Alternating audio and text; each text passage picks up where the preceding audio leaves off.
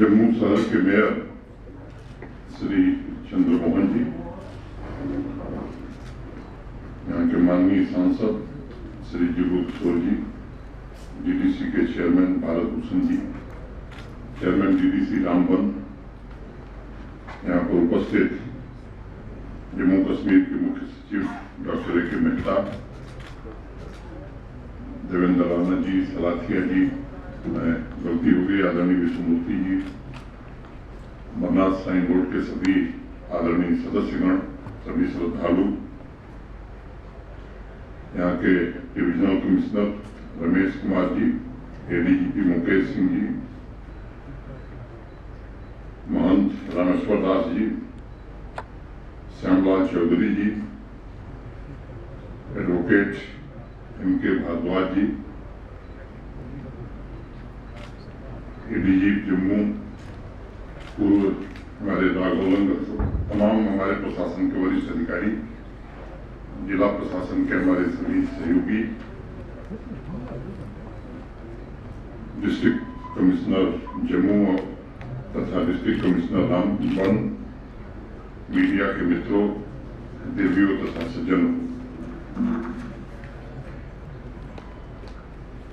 कुछ कार्यक्रम इतने अलौकिक तथा अनंत होते हैं जिनका शब्दों में वर्णन करना बड़ा मुश्किल हो जाता है।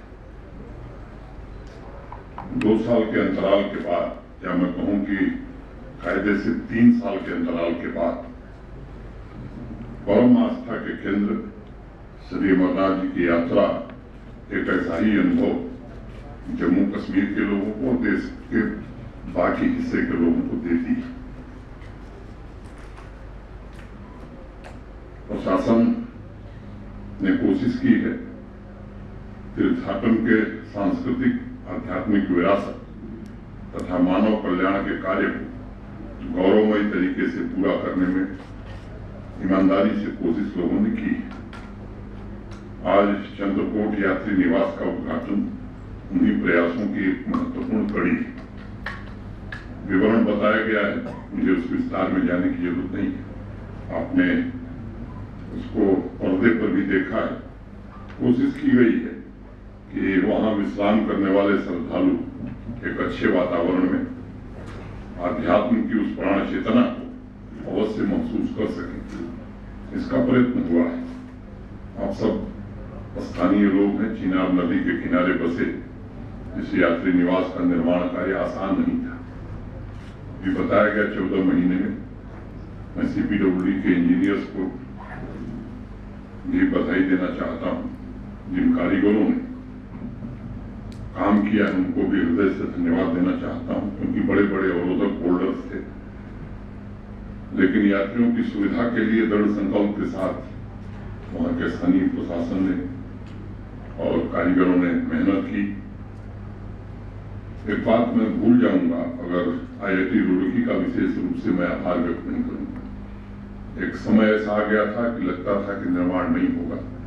आईआईटी रुड़की के विशेषज्ञों ने आकर के इस कार्य में मदद की और जिसके कारण ये काम पूरा हो सका। वेदांत में कहा गया है कि नारायणाम संततम विश्व सम कल्याणम करोति। सम का अर्थ है कल्याण, यानी जो कल्याण करने वाला है वही शंकर है। मैं इस अवसर पर इस यात्री निवास के निर्माण कार्य से जुड़े वहां व्यवस्था देखने वाले सभी कर्मियों तथा तीर्थाटन के लिए आने वाले सभी श्रद्धालुओं के कल्याण की बाबा भोलेनाथ से प्रार्थना करता हूं और उन्हें अपनी शुभकामनाएं देता हूं। भगवान शंकर की कृपा से इस यात्रा के लिए सुविधाओं को जुटाने के प्रयास किए गए हैं। मैं मानता हूं कि दैवीय प्रेरणा से ये समय आया है, 2 साल बाद आया है, जब हम इस भव्य यात्रा को फिर से आयोजित करने का प्रयास कर रहे हैं। इस अवसर पर मेरे मन में उन हजारों परिवारों का भी ख्याल है जिनके पूरे साल की कमाई इस यात्रा पर निर्भर है। पिछले 2 सालों में यात्रा न होने की वजह से उन्हें बहुत सारी कठिनाइयों का सामना करना पड़ा है। ये ठीक है कि प्रशासन ने इस यात्रा से जुड़े सभी कामगारों को कोविड काल में मदद की थी, लेकिन मुझे लगता है कि वो मदद इतनी पर्याप्त नहीं थी कि उनका परिवार ठीक से चल सके। इस प्राचीन आध्यात्मिक यात्रा से गहराई से ये पूरा सूबा जुड़ा हुआ है। 20 से 25 हजार घोड़े वाले पूरे यात्रा रूट पर इंतजाम में जुटे हुए स्थानीय लोग, तरह तरह की सुविधाएं मुहैया कराने वाले हजारों की संख्या में लोग, सभी को मिलाकर अगर आप आकलन करेंगे तो मोटे तौर पर 3 लाख लोगों का जुड़ाव इस यात्रा से है। उनकी आर्थिक प्रगति, उनकी वार्षिक कमाई का एक बड़ा जरिया ये रहा है। और मैं मानता हूं कि जम्मू कश्मीर को न सिर्फ पुनः इस यात्रा को आयोजित करने का गौरव मिला है, बल्कि हजारों घरों में बाबा के आशीर्वाद से समृद्धि आने वाली है इस यात्रा के पूरा होने से। अगर मैं सुविधाओं और यात्रियों के लिए सहूलियत का जिक्र करूं तो जम्मू पहुंचने वाले श्रद्धालुओं के लिए एयरपोर्ट, रेलवे स्टेशन तथा बस अड्डे पर कैंप बनाए गए हैं, जो यात्रा पर्ची तथा पहचान पत्र के आधार पर RFID टैग जारी करने का भी निर्णय किया गया है। अलग अलग स्थानों पर यात्रियों के लिए कैंप भी हैं, जिसकी जानकारी बुकिंग के समय तथा बल्क मैसेज के जरिए दी जा रही है। लखनपुर से लेकर जम्मू रूट तक होर्डिंग ड्यूटी ऑफिसर के जरिए भी उन्हें बताने की कोशिश हो रही है। एक और बात मैं कहना चाहता हूं, सोशल मीडिया पर कुछ लोगों ने यात्रा की होर्डिंग के पास लेटे किसी कामगार की फोटो डालकर मिस इन्फॉर्मेशन फैलाने की कोशिश की है। ऐसे लोगों से मैं हाथ जोड़कर विनती करना चाहता हूं कि आस्था के इस पवित्र आयोजन में इस तरह की भ्रामक अफवाहें फैलाने से बचें। इसे सफल बनाना सिर्फ प्रशासन की जिम्मेदारी नहीं। प्रशासन के लोग अस्थायी हैं, कुछ वर्षों तक यहाँ हैं, यहाँ से चले जाएंगे। मुझे लगता है कि सबसे बड़ी जिम्मेदारी जम्मू कश्मीर के नागरिकों की है। ये आयोजन सफल हो और बिना आपके सहयोग के सफल नहीं हो सकता है। इसलिए मैं सबसे विनम्रतापूर्वक ये निवेदन करना चाहता हूँ कि इस पवित्र धाम से जुड़े कार्यों को अपना कार्य समझकर, अपने घर का कार्य समझ करके, अपना निजी कर्तव्य समझ करके इसमें आप सब सहयोग करिए। ये कहने में आपके बीच उपस्थित हूँ। ये यात्रा केवल धार्मिक नहीं, केवल सांस्कृतिक नहीं है। मैं मानता हूँ कि जम्मू कश्मीर की समृद्धि का एक बड़ा स्रोत है अमरनाथ यात्रा। देश भर में जम्मू कश्मीर के बारे में जो धारणा बनेगी, कोने कोने से श्रद्धालु आएंगे, जैसा अनुभव लेकर के जाएंगे, वैसी ही धारणा पूरे देश में जम्मू कश्मीर के विषय में बन पाएगी। इसलिए मेरा सबसे निवेदन, इसके इस पक्ष को, इस प्रबल पक्ष को हमें बराबर ध्यान रखने की जरूरत है। ये इसको किसी धर्म से जोड़ने की आवश्यकता नहीं। और यहाँ की जो विरासत रही, मैं कहूँ कि साझा संस्कृति की जो विरासत रही, उस विरासत में सभी समाज के लोग आगे बढ़ चल इसका स्वागत भी किया है, इसमें सहयोग भी किया है, अपना योगदान भी दिया। मुझे लगता है कि वक्त आ गया है कि हम सबको जो हमारी प्राचीन विरासत है, उस विरासत को फिर से कायम करने की आवश्यकता है। उस भाईचारे को भी मजबूत करना है और लोगों की आर्थिक स्थिति में सुधार आए, इसके लिए भी आवश्यक है। मैं आपको कहना चाहूंगा कि पहले की तुलना में कोशिश हुई है कि सुविधाओं को विस्तार दिया है। मैं भी कई महत्वपूर्ण जगहों पर निजी तौर पर जाकर के मैंने देखा है, हमारे सहयोगियों ने मेहनत की है, काफी मेहनत की है। मैं जानता हूं कि टोपोग्राफी या टेरेन बड़ी दुष्कर है, आप लोग मुझसे बेहतर जानते हैं। बावजूद इसके अपनी स्वास्थ्य की चिंता न करते हुए हजारों प्रशासन के लोगों ने और कई हजार कश्मीर और जम्मू में रहने वाले नागरिकों ने इस काम को पूरा करने में मदद की है। 8 जगह पर होल्डिंग एरिया में यात्रियों को ठहरने का इंतजाम किया गया है। जो अंतिम यात्रा हुई थी 2019 में, तब हमारे पास जो क्षमता थी 69,770 69,770 यात्रियों के एकोमोडेशन का इंतजाम हमारे पास था। इसमें लगभग 81% की वृद्धि इस बार की गई है। इस बार 1,26,570 यात्रियों के रुकने का इंतजाम किया गया है। पहले 3,530 टेंट लगते थे, इसमें भी 240% की वृद्धि की गई। 8,480 टेंट की व्यवस्था की गई। अगर मैं टॉयलेट की बात करूं तो 5,456 टॉयलेट पहले थे, इसमें भी 50% की वृद्धि की गई है। 8,118 टॉयलेट की संख्या पहुंचाई गई है। जम्मू तथा श्रीनगर दोनों रूट से आने वाले यात्रियों के लिए 147 जगहों आराम करने की व्यवस्था भी बनाई गई है। यात्रियों की सुविधा के लिए बालटाल तथा पहलगांव एक्सिस पर 43 नए शेल्टर भी बनाए गए हैं, क्योंकि इस यात्रा में मौसम एवं भौगोलिक प्रतिकूलता भी है, इसलिए यात्रियों के स्वास्थ्य की भी विशेष रूप से चिंता की गई और मोटे तौर पर इस बार 306 मेडिकल बेड्स की व्यवस्था वहां की गई है। DRDO ने भी दोनों बेस कैंपों पर अपने अस्पताल प्रारंभ किए हैं।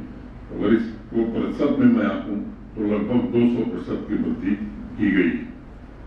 ऑक्सीजन बूथ पर्याप्त मात्रा में रहे, क्योंकि पिछले 2 वर्षों में अधिकांश लोग कोरोना से प्रभावित रहे हैं, तो इसलिए इसका ध्यान रखते हुए ऑक्सीजन बूथ की संख्या भी पर्याप्त बढ़ाई गई है। 391 डॉक्टर्स, 940 पैरामेडिकल स्टाफ 24/7 यात्रियों की देखभाल के लिए मौजूद रहेंगे।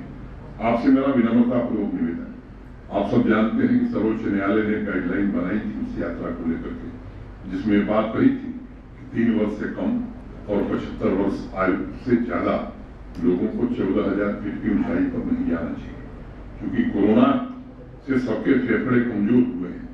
तो डॉक्टरों की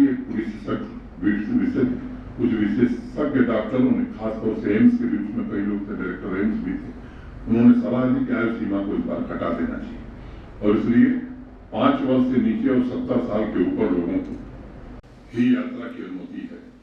जो लोग भी यहाँ बैठे हैं उनसे निवेदन करूंगा कि मुझे कई धर्माचार्य फोन कर रहे हैं, किसी से मैं मिला भी था, बहुत आग्रह कर रहे थे, जिद कर रहे थे कि मुझे जाना चाहिए।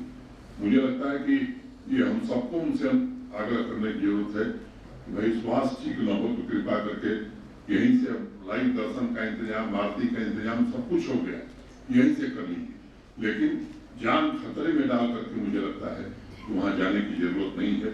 ये आप सबसे भी, आप समाज के प्रमुख लोग हैं, आप लोगों से भी मेरा निवेदन है, इस संदेश को अधिक से अधिक लोगों तक पहुंचाने की जरूरत है। मीडिया के साथ ही इस बात से बखूबी वाकिफ है कि हेलीकॉप्टर यात्रा करने वाले 2 ही सेक्टर से चलते थे, एक नीलगढ़ पंचतरणी, दूसरा पहलगांव पंचतरणी। इस बार श्रीनगर से भी सीधे सुविधाएं प्रदान की गई है।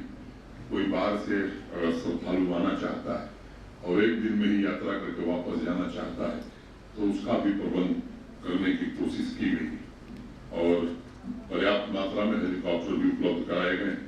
मैं आभारी हूँ भारत के प्रधानमंत्री जी का और भारत के गृहमंत्री जी का, जिन्होंने विशेष रुचि लेकर के इन सब व्यवस्थाओं में केवल मार्गदर्शन नहीं किया है बल्कि बढ़ चढ़ करके सहयोग किया है।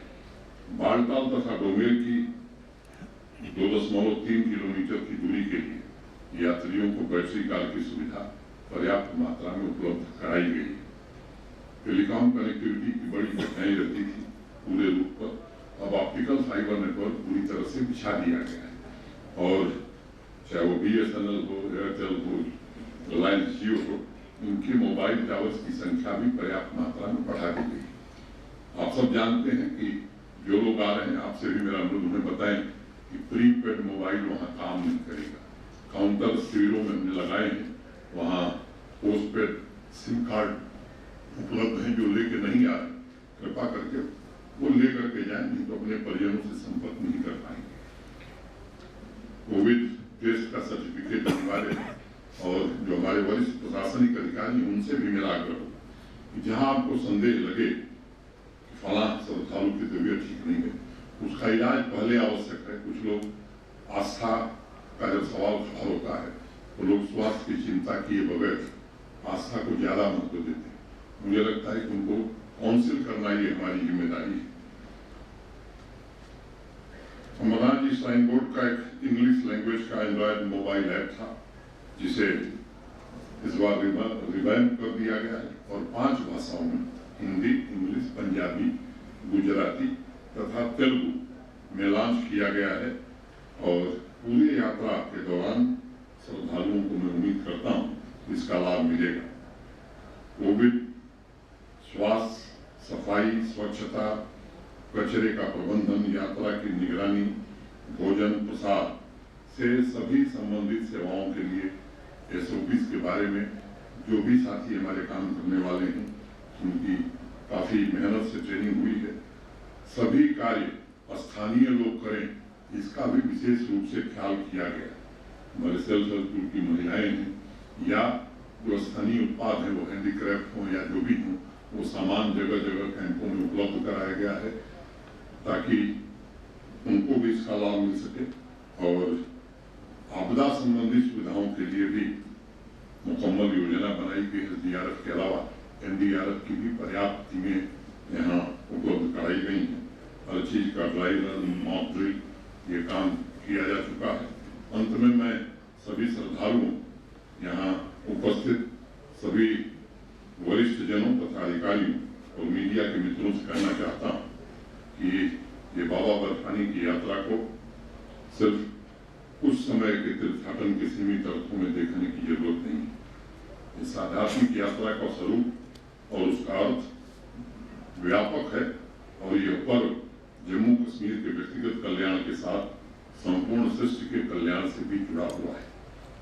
हमें सौभाग्य मिला है कि जम्मू कश्मीर के साथ पूरी सृष्टि के कल्याण में हम भी भागीदार हो सकते हैं। इस अवसर को इस रूप में देखने की जरूरत है।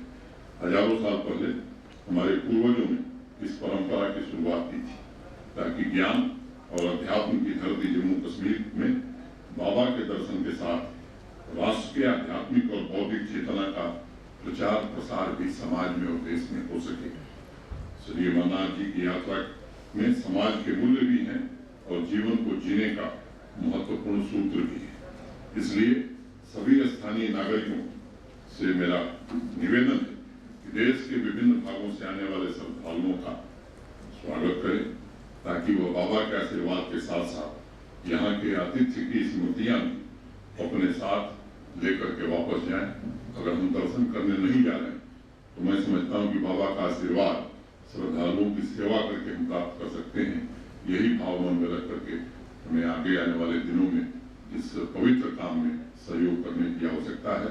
आप सब आए, मैं श्राइन बोर्ड के अध्यक्ष के नाते आप सब को विशेष रूप से हृदय से आभार व्यक्त करता हूँ, आपका स्वागत करता हूँ और खासतौर से जो महात्मा लोग आए हैं उन सबको प्रणाम करता हूँ। बहुत बहुत धन्यवाद। नमस्कार।